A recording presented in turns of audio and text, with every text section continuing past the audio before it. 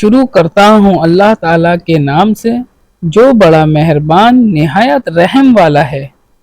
حدیث شریف، رسول اللہ صلی اللہ علیہ وسلم نے فرمایا کہ جب تم میں سے کوئی بیت الخلاء میں جائے تو قبلے کی طرف منہ کرے، نہ اس کی طرف پشت کرے بلکہ مشرق کی طرف منہ کر لو یا مغرب کی طرف۔ صحیح بخاری حدیث نمبر 144۔ حدیث شریف، لوگ کہتے تھے کہ جب قضاء حاجت کے لیے بیٹھو تو نہ قبلے کی طرف منہ کرو نہ بیت المقدس کی طرف۔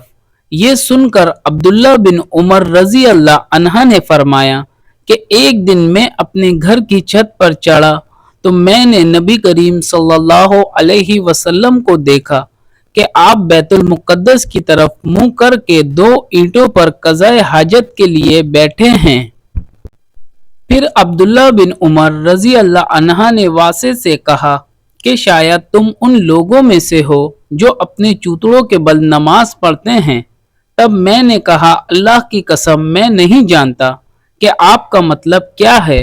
امام مالک رحمۃ اللہ نے کہا کہ عبداللہ بن عمر رضی اللہ عنہ نے اس سے وہ شخص مراد لیا جو نماز میں زمین سے اونچا نہ رہے، سجدے میں زمین سے چمٹ جائے۔ صحیح بخاری حدیث نمبر 145۔ حدیث شریف، رسول اللہ صلی اللہ علیہ وسلم کی بیویاں رات میں مناصے کی طرف قضاء حاجت کے لیے جاتی اور مناصے ایک کھلا میدان ہے تو عمر رضی اللہ عنہ رسول اللہ صلی اللہ علیہ وسلم سے کہا کرتے تھے کہ اپنی بیویوں کو پردہ کرائیں، مگر رسول اللہ صلی اللہ علیہ وسلم نے اس پر عمل نہیں کیا۔ ایک روز رات کو عشاء کے وقت حضرت سودا بنت زمع رضی اللہ عنہا رسول اللہ صلی اللہ علیہ وسلم کی اہلیہ جو دراز قد عورت تھی باہر گئیں۔ عمر رضی اللہ عنہ نے انہیں آواز دی اور کہا ہم نے تمہیں پہچان لیا، اور ان کی خواہش یہ تھی کہ پردے کا حکم نازل ہو جائے، چنانچہ اس کے بعد اللہ نے پردے کا حکم نازل فرما دیا۔ صحیح بخاری حدیث نمبر 146۔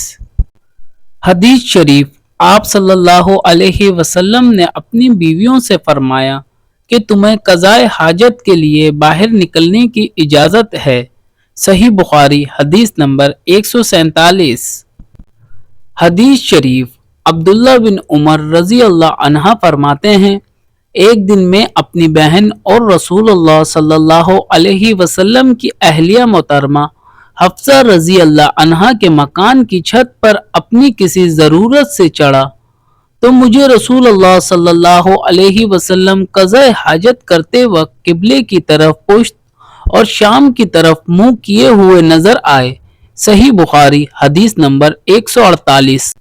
ثواب کی نیت سے حدیث شریف کی ویڈیو کو لائک شیئر کر کے ایک پیارا سا کمنٹ کریں اور چینل کو سبسکرائب کر کے بیل کا بٹن دبا لیں۔ جزاک اللہ۔